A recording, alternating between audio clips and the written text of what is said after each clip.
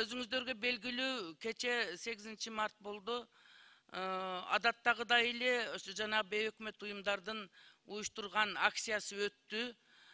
Биздин мамлекеттин 6 миллион 7 миллионго жакын элдин үнүнү ошол бир бейөкмөт уюмдар уюштурган акция менен баалаганга болбойт. Бүгүнкү күндө мигранттар тарабынан Россияда жүргөн, түрдүү шаарларда жүргөн мигранттардан бизге звоноктор болуп атат.